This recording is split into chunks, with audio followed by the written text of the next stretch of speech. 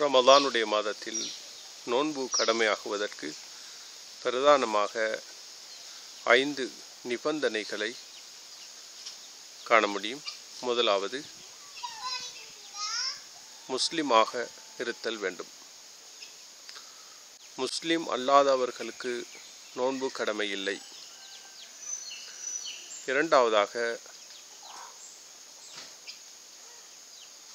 புத்தி சுவாதீனம் உள்ளவராக இருத்தல் வேண்டும். பைத்தியக்காரர்கள் மீது நோன்பு கடமை இல்லை. மூன்றாவதாக, பருவ வயது அடைந்திருத்தல் வேண்டும். பருவ வயது அடையாத சிறுவர்களுக்கு நோன்பு கடமை இல்லை. ஆனால் நோன்பு நோற்றால் அது அங்கீகரிக்கப்படும். நான்காவதாக, நோன்பு பிடிப்பதற்கு சக்தி இருத்தல் வேண்டும். நோன்பு பிடிப்பதற்கு சக்தி இல்லாத, அதாவது முதுமையை அடைந்த வயோதிபர்களுக்கு நோன்பு கடமை இல்லை.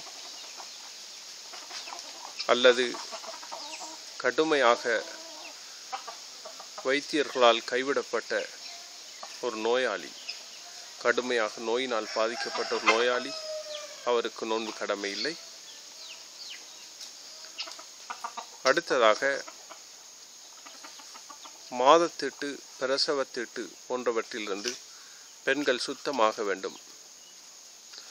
அவ்வாறு மாதத்தீட்டில் உள்ள அல்லது பிரசவத்தீட்டில் உள்ள பெண்களுக்கு நோன்பு கடமை இல்லை. அவர்கள் நோன்பு நோட்பது ஹராமாகும், தடை செய்யப்பட்டதாகும்.